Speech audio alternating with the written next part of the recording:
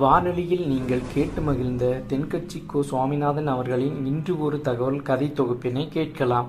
வாழ்க்கையில் சில சந்தர்ப்பங்களில் நாம் சில அவமானங்களை சந்திச்சே தீர வேண்டியிருக்கு. என்ன பண்ணுறது, காலம் அப்படி. அவமானப்படுறவங்க உடனே அடங்கி போயிடுறது தான் உலக வழக்கம். அவமானப்பட்டால் உடனே சீறி எழறவங்களும் உண்டு. ஆனால் அதையே ஒரு சவாலாக எடுத்துக்கிட்டு முன்னுக்கு வர்றவங்களும் சில பேர் இருக்கிறாங்க. அவங்க ரொம்ப அபூர்வம். இன்றைக்கி மனோதத்துவ நிபுணர்கள்லாம் என்ன சொல்கிறாங்க தெரியுமா? அவமானப்பட்டுட்டா உடனே அடங்கி போயிடக்கூடாதான். அதையே ஒரு சவாலாக எடுத்துக்கிட்டு மனசில் ஒரு வைராக்கியத்தோடு முயற்சி பண்ணினா வாழ்க்கையில் எல்லாரும் முன்னேறலாமா. அவமானங்கிறத நாம் வைராக்கியமாக மாற்றிக்கணும். அதுதான் வெற்றிக்கு வழி. ராமர் இந்த பூமியில் பிறந்ததே ஒரு வைராக்கியத்தினால தான் சார் அப்படின்னார் ஒருத்தர். எப்படிங்க அது அப்படின்னு கேட்டேன். அவர் சொன்னார், தசரதருக்கு ராமர் குழந்தையாக பிறக்கணும், அப்போ தான் இங்கே இருக்கிற கஷ்டங்கள்லாம் நீங்கும் அப்படின்னு சர்வ லோகமும் எதிர்பார்த்துக்கிட்டு இருக்குது. ஆனால் அவர் எப்போ பிறப்பார் அப்படின்னு யாருக்கும் தெரியல. அந்த காரியம் சீக்கிரம் நடக்கணுமே, அதுக்கு என்ன பண்ணுறது? நாரதர் வந்தார் ஒரு நாள் தசரதரை தேடி. தசரதா, உனக்கு ஒரு செய்தி தெரியுமான்னு ஆரம்பித்தார். அவர் எப்பவும் இப்படித்தானே ஆரம்பிக்கிறது வழக்கம். என்ன விஷயம்னு கேட்டார் தசரதர். தசரதா, நீ அடிக்கடி உன்னோட தேரில் ஏறிக்கிட்டு தேவலோகத்துக்கு போகிற, அங்கே போகிற வர்ற எல்லாம் பண்ணிகிட்ருக்க, எல்லாம் சரி.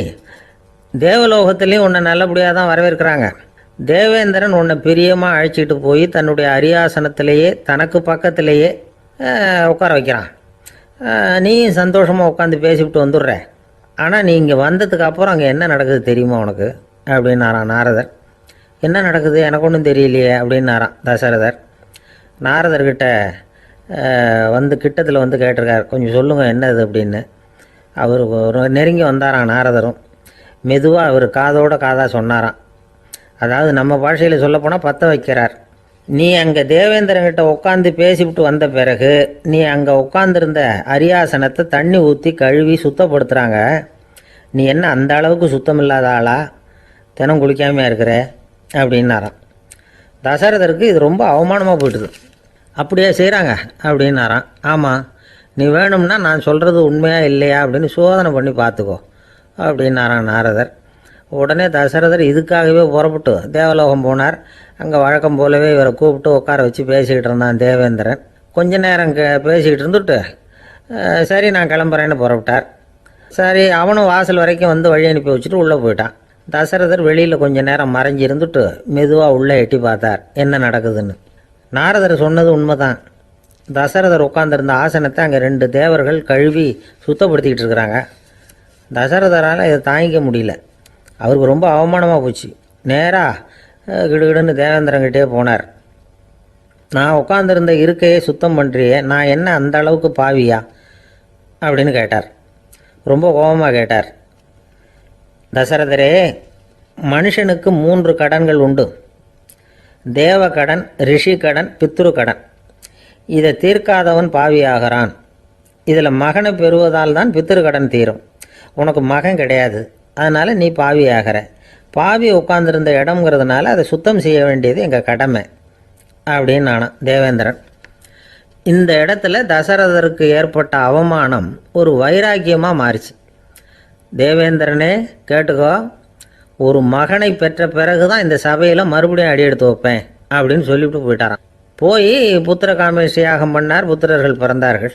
இந்த கதையில் உள்ள கருத்து என்னென்னா, தேவேந்திரன் தசரதரை அப்படி அவமானப்படுத்தலைன்னா அவருக்கு இப்படி ஒரு வைராக்கியம் பிறந்திருக்குமா யோசித்து பார்க்கணும். நமக்கு ஏற்படுகிற சில அவமானங்களையும் வைராக்கியமாக மாற்றிக்குவோம். அப்படி மாற்றிக்கிட்டோம்னா வாழ்க்கையில் முன்னேறலாம். நம்ம ஆளுங்க சில பேர் அவமானத்தை வைராக்கியமாக மாற்றிக்கிறது எப்படி தெரியுமா? நம்மக்கிட்ட ஒரு பையன் சொன்னான், எங்கள் அப்பா என்னை எல்லாருக்கும் முன்னாடி வச்சு திட்டிவிட்டார், பொறுப்பு இல்லாமல் ஊர் சுற்றுறேன்னு சொல்லி அவமானப்படுத்தி விட்டார். இனிமேல் நீ என் முகத்திலேயே முழிக்காதரா போடான்னு வேற சொல்லிவிட்டார். எனக்கு ரோஷம் வந்துட்டுது. அந்த அவமானத்தை வைராக்கியமாக மாற்றிக்கிட்டேன். அன்னையிலேருந்து அவர் முகத்திலேயே முழிக்கிறது இல்லை அப்படின்னா. அப்படியான்னு கேட்டோம். ஆமாங்க, அவர் வீட்டில் இல்லாத நேரமாக பார்த்து உள்ள சமையல் கட்டுக்கு போய் சாப்பிட்டுட்டு நைஸாக வெளியில் வந்துடுவேன் அப்படிங்கிறான் அவன். ஒரு ஊரில் ஒரு ஞானி இருக்கிறார். ரொம்ப பெரிய ஞானி, ரொம்ப வயசாகிட்டுது. கடைசி காலத்தில் அவர்கிட்ட சில பேர் வந்தாங்க. உங்கள் குரு யார் அப்படின்னு கேட்டாங்க. அவர் நிமிர்ந்து பார்த்தார். எனக்கு ஆயிரக்கணக்கான குருமார்கள் உண்டு. அவங்க பேரெல்லாம் சொல்லணும்னா இந்த காலம் பத்தாது. ஆனால் முக்கியமான ஒரு 3 பேரை பற்றி மட்டும் உங்களுக்கு சொல்கிறேன் அப்படின்னாராம். அப்புறம் சொன்னார், அந்த 3 பேரில் ஒருத்தன் ஒரு திருடன்.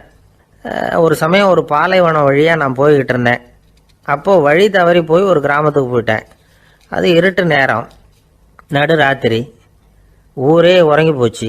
அந்த நேரத்தில் ஒரு ஆள் மட்டும் ஒரு வீட்டு சுவத்தில் ஏதோ பண்ணி உள்ளே நுழையிறதுக்கு முயற்சி பண்ணிகிட்டு இருக்கிறான். அவங்கிட்ட போய் நான் இன்னைக்கு இங்கே எங்கே தங்க முடியும் அப்படின்னு கேட்டேன். அதுக்கு அவன், இந்த ராத்திரி வேளையில் அது ரொம்ப சிரமம், ஒரு திருடனோட உங்களால் தங்க முடியும்னா நீங்கள் என்னோட தங்கலாம் அப்படின்னா. நான் அவங்க கூட 1 மாதம் தங்கியிருந்தேன். ஒவ்வொரு நாள் ராத்திரியும் இப்போ நான் என்னுடைய வேலைக்கு போகிறேன், நீங்கள் ஓய்வு எடுத்துக்கோங்க அப்படின்னு சொல்லிவிட்டு போவான். அவன் திரும்பி வந்த உடனே உனக்கு ஏதாவது கிடைச்சிதான்னு நான் கேட்பேன். அதுக்கு அவன், இன்னைக்கு ராத்திரி ஒன்றும் இல்லை, நாளைக்கு மறுபடியும் முயற்சி பண்ணுவேன் அப்படின்பா. எப்பவும் அவன் நம்பிக்கை இழந்ததே கிடையாது, எப்பவும் சந்தோஷமாகவே இருப்பான். நானும் ரொம்ப காலமாக தியானம் பண்ணிக்கிட்டே இருந்தேன், ஒன்றுமே நடக்கலை. ஆனால் நான் என்ன பண்ணேன் தெரியுமா, மனசு வருத்தப்படும், நம்பிக்கை இழந்துருவேன். அப்போல்லாம் அந்த திருடனுடைய விடாமுயற்சி தான் ஞாபகத்துக்கு வரும். அதனால் அந்த திருடன் எனக்கு ஒரு குரு. என்னுடைய 2வது குரு யாருன்னா அது ஒரு நாய்.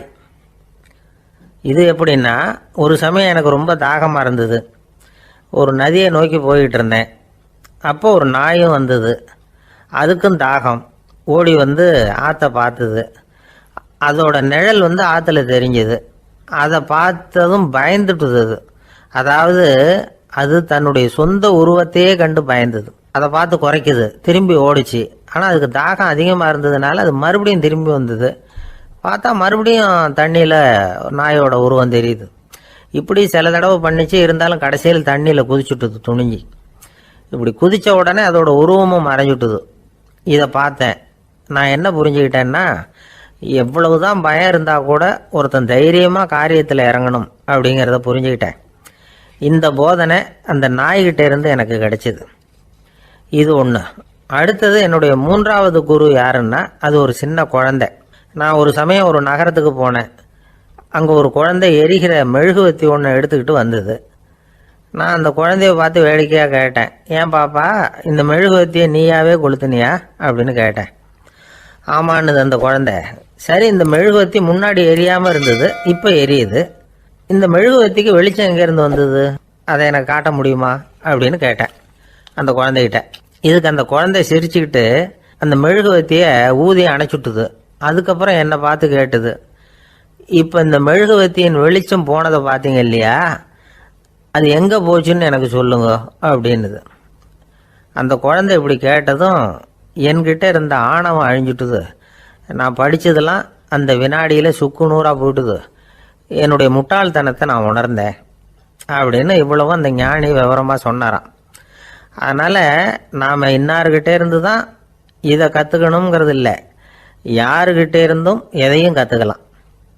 நம்மால் ஒருத்தன் ஒரு நாய் வளர்த்துக்கிட்டு இருந்தான். அந்த நாய்க்கு வால் கிடையாது. யாரோ ஏற்கனவே வெட்டி எடுத்துட்டாங்க. இந்த நாய் தான் சார் எனக்கு குரு, அதுகிட்டே இருந்து கூட நான் பாடம் கற்றுக்கிட்டு இருக்கிறேன் அப்படின்னா. அப்படி என்ன கற்றுக்கிட்டேன் இந்த வால் இல்லாத நாய்கிட்டே இருந்து அப்படின்னு கேட்டோம். நாம் யாருக்கிட்டையும் வாலாட்டக்கூடாது அப்படிங்கிற பாடத்தை அதுகிட்டே இருந்து தான் நான் கற்றுக்கிட்டேன் அப்படின்னா. ஒரே ஒரு ஊரில் ஒரு பாதிரியார் இருந்தார். ரொம்ப நாள் சந்தோஷமாக வாழ்ந்தார். ஒரு நாள் அவர் மடத்து சமையல் அறையில் பாத்திரங்களை கழுவி துலக்கி சுத்தப்படுத்திக்கிட்டு இருந்தார். அந்த சமயத்தில் ஒரு தேவதூதன் அவர் முன்னாடி வந்து நின்னான். இவர் நிமிர்ந்து பார்த்தார். ஆண்டவர் என்னை உங்ககிட்ட அனுப்பியிருக்கிறார், பரலோகத்தில் வாசம் செய்யறதுக்கு உங்களுக்கு நேரம் வந்துட்டுது அப்படின்னு அந்த ஆள். ஆண்டவருக்கு என்னோட ஞாபகம் வந்ததுக்கு நன்றி. ஆனாலும் இப்போ இங்கே நீயே பாரு, எவ்வளவு பாண்டங்கள் பாக்கி இருக்கு, இவ்வளவையும் நான் சுத்தப்படுத்த வேண்டியிருக்கு. நான் நன்றி கெட்டவனாக இருக்க விரும்பலை. இந்த பணியை முடிக்கிற வரைக்கும் என்னுடைய பரலோக வாழ்வை தள்ளி வைக்க முடியுமா, நீ என்ன நினைக்கிற அப்படின்னு கேட்டார். தேவதூதன் தனக்கே உரிய விவேகத்தோட அன்போட பாதிரியாரை பார்த்தான். சரி, என்ன செய்யலாம்ங்கிறத அப்புறம் சொல்கிறேன் அப்படின்னு சொல்லிவிட்டு புறப்பட்டு போயிட்டான். ஒரு நாள் அந்த பாதிரியார் தோட்டத்தில் உள்ள களைகளை எல்லாம் ஒரு களை கொத்தியால் கொத்தி களை எடுத்துக்கிட்டு இருக்கிறார். அந்த சமயத்தில் இந்த தேவதூதன் மறுபடியும் அவர் முன்னாடி வந்து நிற்கிறான். பாதிரியார் பார்த்தார், இதை பாரு, இந்த தோட்டம் பூராவும் எவ்வளவு களை மண்டி கிடக்கு, பரலோகம் கொஞ்ச காலம் எனக்காக பொறுத்திருக்கலாம்னு நீ நினைக்கிறியா அப்படின்னு கேட்டார். தேவதூதன் சிரிச்சுக்கிட்டே மறுபடியும் மறைஞ்சிட்டான். மறுபடியும் அவர் களை எடுக்கிறது, தானிய களஞ்சியத்துக்கு வர்ணம் பூசுறது, இப்படிப்பட்ட வேலைகளில் ஈடுபட்டிருக்கார். இன்னொரு நாள் ஒரு மருத்துவமனையில் நோயாளிகளை கவனிச்சுக்கிட்டு ரொம்ப தீவிரமாக இருக்கிறார் அந்த பாதிரியார். ஒரு நோயாளியோட தாகத்துக்கு தண்ணீர் கொடுத்துட்டு நிமிர்ந்து பார்க்குறப்போ தேவதூதன் மறுபடியும் அவர் முன்னாடி வந்து நிற்கிறான். இந்த தடவை பாதிரியார் தன்னலமற்றவராக பேரன்பை காட்டக்கூடிய வகையில் தன்னுடைய 2 கைகளையும் உயர்த்தியபடி தேவதூதனின் கவனத்தை வந்து பிணியால் வாடக்கூடிய நோயாளிகளின் பக்கம் திருப்பினாராம். தேவதூதன் ஒன்றும் சொல்லலை, மறைஞ்சிட்டான். அன்னைக்கு சாயந்தரம் பாதிரியார் வந்து மடத்தில் உள்ள தன்னுடைய அறைக்கு போய் இளைப்பாறினார். யோசித்து பார்த்தார். தேவதூதனையும் தேவதூதனின் விருப்பத்தையும் பல நாள் தள்ளி போட்டு வந்ததையும் அவர் ரொம்ப நினச்சி பார்த்தார். திடீர்னு தான் வந்து முதுமை அடைகிறதையும் சோர்வு அடைகிறதையும் உணர்ந்தார். ஆண்டவரை நினச்சார். ஆண்டவரே, உம்முடைய தூதனை மறுபடியும் என்கிட்ட அனுப்புனா நான் சந்திக்கிறதுக்கு ஆவலாக இருக்கேன் அப்படின்னு சொல்கிறப்பவே தேவதூதன் பக்கத்தில் வந்து நின்னான். பாதிரியார் நிமிர்ந்து பார்த்தார். நீ இப்போவே என்னை அழைச்சிக்கிட்டு போக விரும்பினா நான் பரலோகத்துக்கு வர்றதுக்கு தயாராக இருக்கேன்னார். தேவதூதன் அந்த பாதிரியாரை அன்போடவும் விவேகத்தோடவும் பார்த்து, நீங்கள் வந்து என் கூட பரலோகத்துக்கு வர்ற தயாராக இருக்கிறதா சொல்கிறீங்க, ஆனால் நீங்கள் இது வரைக்கும் வேறு எங்கே இருந்ததா நினைக்கிறீங்க அப்படின்னானா. அப்படின்னா இது வரைக்கும் இருந்த இடம்தான் பரலோகம் அப்படிங்கிறத உணர்த்தியிருக்கிறான். பரலோகம்னா என்னென்னு புரிஞ்சுக்கிறதுக்கு இந்த சம்பவம் நமக்கு உதவியாக இருக்குது. தொண்டு செய்கிறத விட பெரிய செயல் வேறு எதுவும் இருக்க முடியாது. அது நம்ம மனசுக்கு கொடுக்குற சுகத்தை வேறு எதுவும் கொடுக்க முடியாது. நாம் தொண்டு செய்கிற இடம் தான் அந்த புண்ணிய இடம். ஆனால் இந்த காலத்துல எல்லாம் நாம் வந்து தொண்டு செய்யணும்னு நினச்சி ஏதாவது ஆரம்பித்தா கூட அதை ஒரு மாதிரியாக சுற்றி நின்று வேடிக்கை பார்க்க ஆரம்பிச்சிடுறாங்க. ஒரு பெரியவர் அப்படித்தான் ஒரு தொண்டு செஞ்சுக்கிட்டு இருந்தார். ஒரு கோவில் கட்டிக்கிட்டு இருந்தாங்க. அதில் ஒரு இடத்துல ஒரு பலகையை வச்சு ஆணி அடிக்கிற வேலையை செஞ்சுக்கிட்டு இருந்தார் அந்த பெரியவர். ஒரு சின்ன பையன் அதை ரொம்ப ஊக்கமாக அக்கறையாக கவனிச்சுக்கிட்டு இருந்தான். பெரியவர் இதை கவனித்தார். என்னப்பா பார்க்குற, உனக்கும் இது மாதிரி தொண்டு செய்யணும்னு ஆசையாக இருக்கா அப்படின்னு கேட்டார். அதுக்கு அந்த பையன் சொல்கிறான், அப்படி இல்லைங்க, நீங்கள் ஆணி அடிக்கிறப்போ கையில் சுத்தியால் அடிச்சுக்கிட்டா எப்படி துடிப்பீங்க, எப்படி கத்துவீங்கன்னு தெரிஞ்சுக்கிறதுக்காக அதை பார்க்கணும்னு ஆசை, அதுக்காக தான் காத்துக்கிட்டு இருக்கேன் அப்படின்னு நான். அசோக மன்னர் வந்துகிட்டு இருக்கார். அவருடைய ஆலோசகர்கள் எல்லாம் பக்கத்தில் வந்துகிட்டு இருக்கிறாங்க. அந்த சமயத்தில் எதிரில் ஒரு புத்த பிக்ஷு வர்றார். அசோகர் பார்க்கிறார். ஓடி போய் அவர் காலில் விழுந்து வணங்குறார். அசோக மன்னரின் தலை அந்த புத்த துறவியின் பாதத்தில் பட்டுக்கிட்டு இருக்கு. பக்கத்தில் நின்றுகிட்டு இருந்த அமைச்சருக்கு இது ரொம்ப சங்கடமா போச்சு. ரொம்ப வருத்தப்பட்டார். நம்ம அசோக சக்கரவர்த்தி எப்பேற்பட்டவர், அவரோட தலை ஒரு சன்னியாசியின் பாதத்துல படுறதா அப்படின்னு நினைச்சு ரொம்ப கவலைப்பட்டார். அரண்மனைக்கு திரும்பினதும் அமைச்சர் மெதுவா ஆரம்பிச்சார். அரசே, எனக்கு ரொம்ப வருத்தமா இருக்குது அப்படின்னார். எதுக்குன்னார் மன்னர். அசோக சக்கரவர்த்தியின் தலை, அதாவது அந்த சிரம் ரொம்ப மதிப்புமிக்க ஒன்று, அது வந்து ஒரு சன்னியாசியின் காலில் படலாமா அப்படின்னார். அசோகர் பதில் சொல்லல, சிரிச்சார், போயிட்டார். அதுக்கப்புறம் ஒரு சரியான சந்தர்ப்பத்துக்காக காத்துக்கிட்டு இருந்தார். ஒரு நாள் அமைச்சரை கூப்பிட்டார். எனக்கு 3 தலைகள் வேணும் அப்படின்னார். சொல்லுங்க, கொண்டுகிட்டு வரேன் அப்படின்னார் அமைச்சர். அசோகர் சொன்னார், முதல்ல எனக்கு தேவையானது ஒரு ஆட்டின் தலை, 2வது ஒரு புலியின் தலை, 3வது ஒரு மனிதனின் தலை.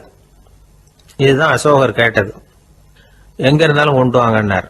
அமைச்சர் புறப்பட்டார். ஆட்டுத்தலை புலித்தலை கிடைச்சிட்டுது. அப்புறமா ஒரு சுடுகாட்டுக்கு போய் ஒரு மனித தலையும் சேகரம் பண்ணிட்டு ராஜா கிட்ட வந்துட்டார். அரசே, உங்கள் ஆணைப்படி 3 தலைகளையும் கொண்டு வந்திருக்கிறேன்னார். அசோகர் பார்த்தார். ரொம்ப நல்லது, இப்ப இது 3ஐயும் எடுத்துக்கிட்டு போய் சந்தையில வித்துட்டு வாங்க அப்படின்னார்.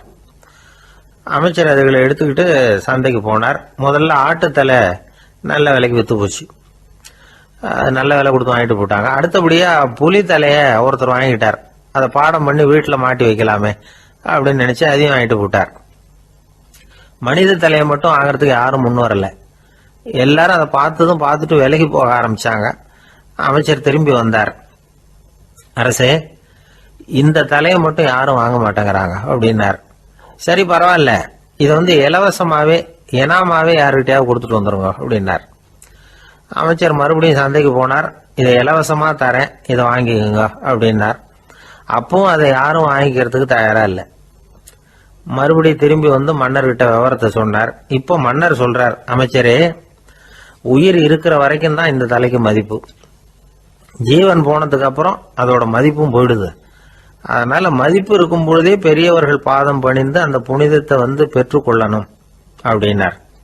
பணிவுங்கிறது வேற, அடிமைத்தனம்ங்கிறது வேற. பெரியவர்களை பணிவது நமக்கு பெருமை தரக்கூடிய விஷயம். இதை மனசுல வச்சுக்கிட்டு எப்போ காலில் விழணும், எப்போ காலில் விழக்கூடாது அப்படிங்கிறத முடிவு பண்ணிக்கணும். ஒரு சாதாரண ஆள் நடந்து வந்துகிட்டு இருந்தார். எதிரில் ஒரு பெரிய மனுஷன் ஓடி போய் அவர் காலில் விழுந்து தன்னுடைய தலையை அவர் பாதத்தில் கொண்டு போய் வச்சார். கொஞ்ச நேரம் கழிச்சு எழுந்திரிச்சு வந்துட்டார். வந்த பிறகு இவரை கேட்டேன், ஏன் திடீர்னு ஓடி போய் அந்த ஆளு காலில் விழுந்தீங்க அப்படின்னு. அவர் போட்டிருக்கிறது என்னோட காணாம போன செருப்பான்னு கண்டுபிடிக்கிறதுக்காக அப்படி விழுந்தேன் அப்படின்னார். ஒரு சீன தேசத்து அரசர் இருந்தார். அவருக்கு வயசாயிட்டுது. அவருக்கு அடுத்தபடியாக அவருடைய புள்ள பட்டத்துக்கு வரணும், ஆட்சி பொறுப்பை ஏற்றுக்கணும். ஒரு நல்ல தலைவனுக்கு இருக்க வேண்டிய பண்புகள்லாம் தன்னுடைய மகனுக்கு இருக்கணும்னு விரும்பினார் அந்த அரசர். அதனால் இளவரசனை பக்கத்தில் இருந்த ஒரு குரு கிட்ட அனுப்புனார். இளவரசன் அவர்கிட்ட போய் சேர்ந்தான். அந்த குரு என்ன பண்ணார் தெரியுமா? இவனை பார்த்து சொன்னார், இதை பாருப்பா, நீ என்ன பண்ணுற, இப்போவே பக்கத்தில் இருக்கிற காட்டுக்கு போ, நடுக்காட்டில் போய் ஒரு இடத்துல உட்காந்துக்கோ. அங்கே என்னென்ன சத்தம்லாம் உன் காதில் விழுதுன்னு கவனித்து கேளு. உன் காதில் விழுந்த ஓசைகள் என்னென்னங்கிறத என்கிட்ட சொல்லு, அதுதான் எனக்கு தெரியணும், உனக்கு வேலையும் அதுதான் அப்படின்னு சொல்லி அனுப்பி வச்சுட்டார். இளவரசன் காட்டுக்கு போனான். குரு சொன்னபடியே ஒரு இடத்துல உட்காந்து கவனித்து கேட்டான். அதுக்கப்புறம் குருக்கிட்ட திரும்பி வந்தான். என்னென்ன சத்தம்லாம் கேட்ட அப்படின்னு கேட்டார் குரு. குருவே, காட்டில் நான் பறவைகள் சத்தம்லாம் கேட்டேன், மிருகங்களின் ஓசையையும் கேட்டேன், இதை தவிர இடி, மின்னல், மழை இதுகளோட சத்தத்தையும் கேட்டேன் அப்படின்னா. குரு யோசனை பண்ணார், நீ இன்னமும் சரியாக கேட்கல, அதனால் மறுபடியும் காட்டுக்கு போ, கொஞ்ச நாள் தங்கியிருந்து கேட்டுட்டு வா அப்படின்னார். இளவரசனுக்கு ஒன்றும் புரியல. இருந்தாலும் குருவின் கட்டளையாச்சே, மறுக்க முடியுமா? உடனே அவன் மறுபடியும் காட்டுக்கு போனான். ஒரு இடத்துல உட்காந்தான். கொஞ்ச நேரம் உன்னிப்பாக கவனித்து கேட்டான். சில நாள் கழித்து குருக்கிட்ட திரும்பி வந்தான். குருவே, இந்த தடவை சில துல்லியமான சத்தங்களை எல்லாம் கேட்டான்.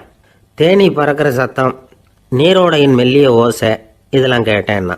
குரு சிரிச்சார். நீ மறுபடியும் காட்டுக்கு போ, இன்னும் சில நாள் அங்கே இரு, முழுமையாக கவனமாக கேட்டுக்கிட்டு வா அப்படின்னு சொல்லி அனுப்பி வச்சுட்டார். இளவரசனுக்கு குழப்பம் அதிகமாயிட்டுது. ஒன்றுமே புரியல. மறுபடியும் காட்டுக்கு போனான். மௌனமாக ஒரு இடத்துல உட்காந்துட்டான். அப்படியே தியானத்தில் ஆழ்ந்துட்டான். சில நாளில் அவனுக்கு இதுவரை கேட்காத ஓசைகள்லாம் கேட்க ஆரம்பிச்சுட்டுது. இதைத்தான் நான் கேட்கணும்னு என்னுடைய குரு எதிர்பார்த்துருக்கிறாருங்கிறத புரிஞ்சுக்கிட்டான். உடனே குரு கிட்ட ஓடனான். குருவே, இந்த தடவை காதுகளுக்கு கேட்க முடியாத சில ஓசைகளை கூட என்னால் உணர முடிஞ்சுது. பூ மலருகிற ஓசை, சூரியனால் பூமி சூடாகிறப்போ எழுகிற ஓசை, காலை பனித்துளி இந்த புல்லுலாம் குடிக்கிற ஓசை, இது எல்லாம் என்னால் நல்லா கேட்க முடிஞ்சுது அப்படின்னா. குருவுக்கு இப்போ தான் திருப்தி ஏற்பட்டு தான். இளவரசனை பார்த்து சொன்னார், இதை பாருப்பா, இப்போ தான் நாட்டை ஆளுகிற தகுதி உனக்கு வந்திருக்குது அப்படின்னு சொல்லி அதுக்கு விளக்கமும் கொடுத்தாராம். எந்த அரசன் தன்னுடைய மக்களின் எதையும் பேசுகிற மௌன மொழியை, மௌன வார்த்தைகளை கேட்குறானோ அவன்தான் ஆள தகுதி உள்ளவன். எந்த அரசன் தன்னுடைய மக்களின் உணர்ச்சிகளை உண்மையாக உணர்றானோ அவன்தான் முதன்மையான அரசன். போலி வார்த்தைகளை மட்டும் கேட்டுட்டு பல மௌன ராகங்களை காதில் வாங்கிக்காதவன் அரசனே இல்லை. எந்த நாட்டில் எப்போ ஒரு அரசன் தன்னுடைய மக்களின் உணர்ச்சிகளை கேட்க மறுக்கிறானோ அன்னையிலிருந்தே அந்த நாடு அழிய தொடங்குது அப்படின்னு அர்த்தம். இதுதான் அந்த குரு இளவரசனுக்கு போதிச்சது. வாயால் பேசுகிறத மட்டும் கேட்டு ஏமாறக்கூடாது, உணர்ச்சிகளையும் கேட்கறதுல தான் மனப்பக்குவம் உண்டாகும். மக்கள் உணர்ச்சிகளை புரிந்து கொள்ளாத அரசர்கள் நீடிச்சிருக்க முடியாது. அது மாதிரி நாடுகளில் அடிக்கடி குழப்பம் தான் உண்டாகும். அப்படி இருந்தால் அடிக்கடி ஆட்சி மாறிக்கிட்டு இருக்கும்.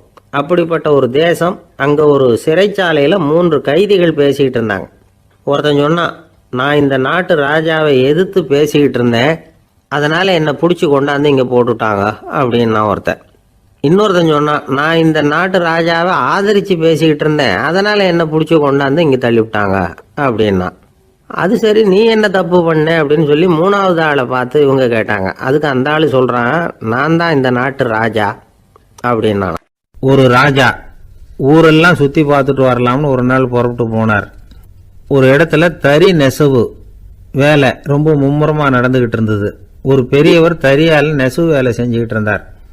பக்கத்தில் ஒரு அழகான பொண்ணு உட்காந்து நூலை சுற்றிக்கிட்டு இருக்குது. ராஜா அந்த பெரியவரை பார்த்து யார் இந்த பொண்ணுன்னு விசாரித்தார்.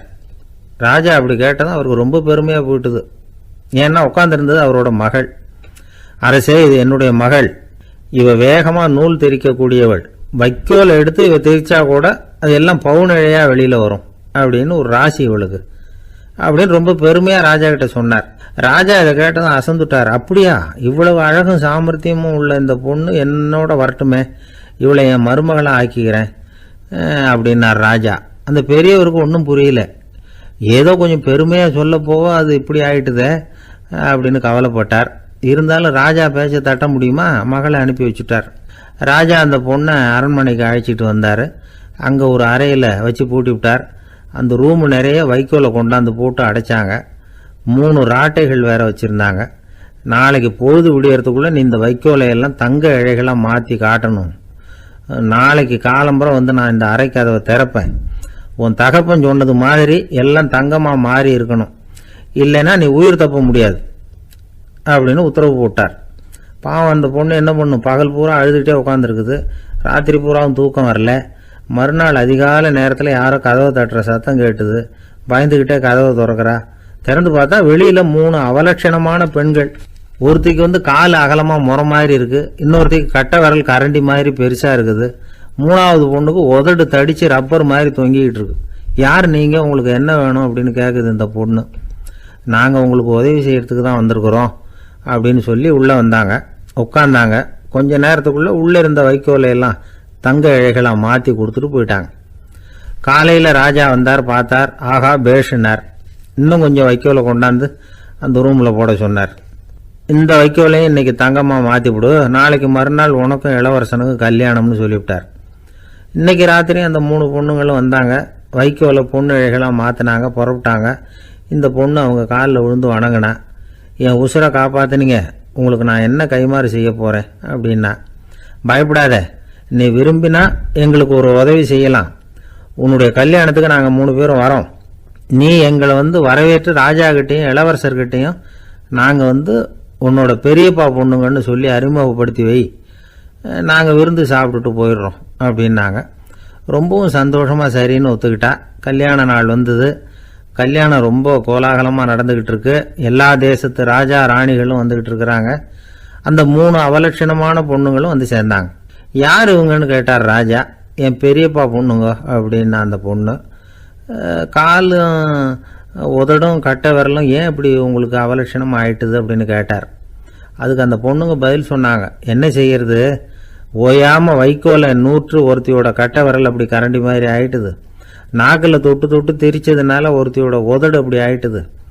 காலால் கட்டையை அழுத்தி அழுத்தி தறி போட்டதுனால இன்னொருத்தையோட கால் அப்படி ஆயிட்டுது. உங்கள் மருமகளாக வந்திருக்கிற இந்த பொண்ணு அந்த 3ஐயுமே செய்ய தெரிஞ்சவ தான். என்ன ஆக போதும் இன்னும் கொஞ்ச நாளில் அப்படின்னாங்க. அவ்வளவுதான். ராஜா பயந்துட்டார்.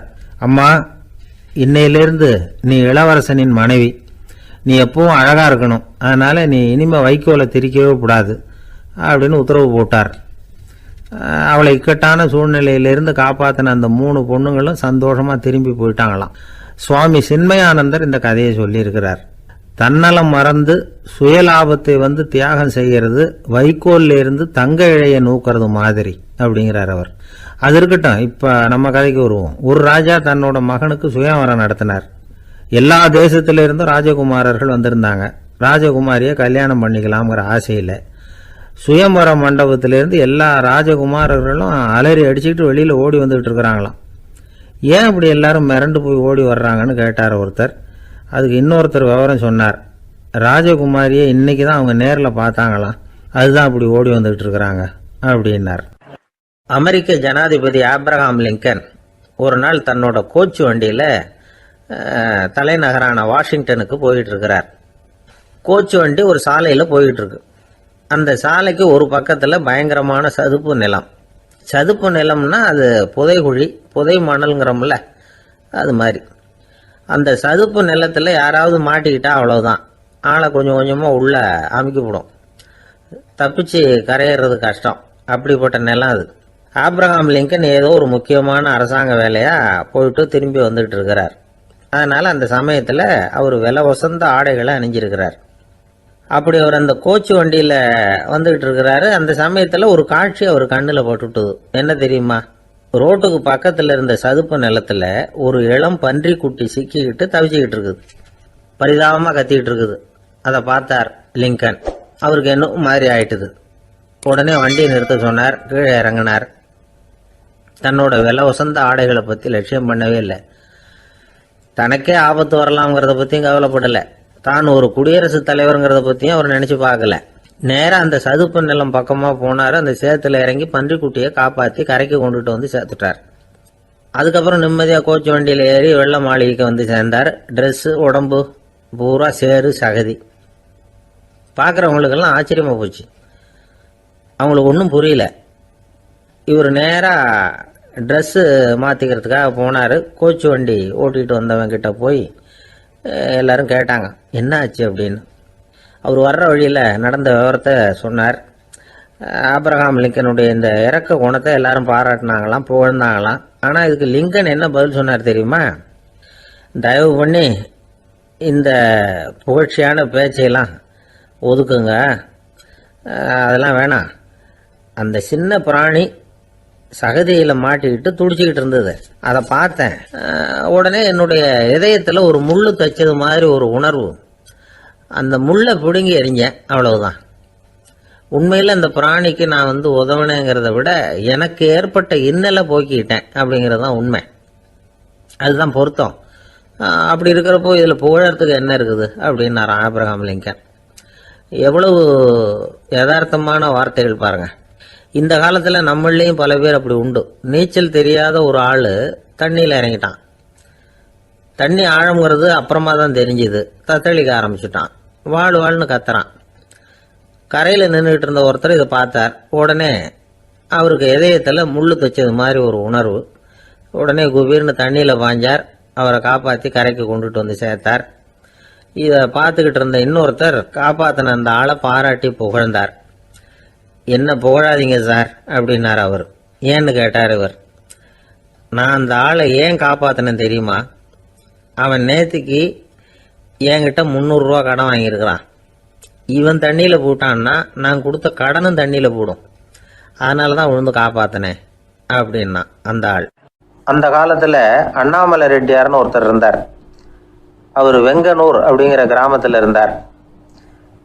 அங்கேருந்து விருத்தாசலம் கோவிலுக்கு தவறாமல் போயிட்டு வந்துக்கிட்டு இருந்தார். இடையில வெள்ளாறு. அதில் ஒரு சமயம் வெள்ளம் வந்துட்டுது. இவரால் போக முடியல. அதோட விளைவு வெங்கனூர்லேயே ஒரு கோவில் கட்டணும் அப்படின்னு முடிவு பண்ணார், சிவாலயம். அந்த சமயத்தில் வடநாட்டில் பஞ்சம். அதனால் அங்கிருந்த பல சிற்பிகள் தென்னாட்டை நோக்கி வர ஆரம்பித்தாங்க. அவங்க வெங்கனூர் வழியாக வர்றது தெரிஞ்சதும் இவர் போய் பார்த்தார். இங்கே ஒரு கோவில் கட்டணும், அதுக்கு நீங்கள் உதவணும்னார். பஞ்ச காலத்தில் இப்படி ஒரு வாய்ப்பு கிடைச்சதில் அவங்களுக்கும் ரொம்ப மகிழ்ச்சி. உற்சாகத்தோடு ஒத்துக்கிட்டாங்க. ஆலய திருப்பணி ஆரம்பமாச்சு. அவங்களுக்கு வேண்டிய எல்லா வசதிகளையும் இவர் செஞ்சு கொடுத்தார். அவங்களுக்கு எந்த குறையும் இல்லாமல் பார்த்துக்கிட்டார். அது மட்டும் இல்லை, ஒவ்வொரு நாளும் அங்கே வருவார். உங்களுக்கு என்ன வேணும் எது வேணும்னு கேட்பார். ஏதாவது குறை இருந்தால் சொல்லுவாங்க, உடனே தீர்த்து வைப்பார். இவரும் கேட்பார், எந்த குறையாக இருந்தாலும் என்கிட்ட சொல்லுங்க அப்படின்னு சொல்லுவார். அதை தவிர இவராகவே கவனிச்சும் அவங்களுக்கு என்னென்ன தேவைங்கிறத கண்டுபிடிச்சி அதையெல்லாம் கொடுத்துக்கிட்டு இருப்பார். என்ன தேவைன்னாலும் அதை நிறைவேற்றி வச்சுருவார். அந்த சிற்பிகளின் தலைவன் ஒருத்தன், அந்த ஆளுக்கு வெத்தலை பாக்கு போடுறது பழக்கம். இதை தெரிஞ்சுக்கிட்டு அதுக்காகவே ஒரு ஆளை ஏற்பாடு பண்ணார். வேணுங்கிறப்போலாம் நீ வெத்தலை சிவல் மடித்து கொடுக்க வேண்டியது உன் வேலை அப்படின்னு ஒருத்தனை ஏற்பாடு பண்ணிட்டார். இப்படியெல்லாம் செஞ்சதும் அவங்களுக்கும் ரொம்ப உற்சாகம். ரொம்ப பொறுப்பாக சிற்ப வேலைகளை செஞ்சுக்கிட்டு இருக்கிறாங்க. ஒரு நாள் என்னாச்சு தெரியுமா? அந்த சிற்பிகளின் தலைவன் ரொம்ப நுணுக்கமாக ஒரு வேலையை செஞ்சுக்கிட்டு இருக்கிறான். சாரம் போட்டு அது மேலே படுத்துக்கிட்டு அண்ணாந்து பார்த்து உச்சியில் நுணுக்கமான சிற்பங்களை உருவாக்கிக்கிட்டு இருக்கான். சிற்பியின் கவனம் செதறப்படாதுங்கிறதுனால இவர் மெதுவாக சத்தம் போடாமல் கிட்ட போய் நின்று அதை கவனிச்சுக்கிட்டு இருக்கிறார். அந்த சிற்பி வழக்கம் போல் வெத்தலை பாக்குக்காக இடது கையை கீழே நீட்டினான்.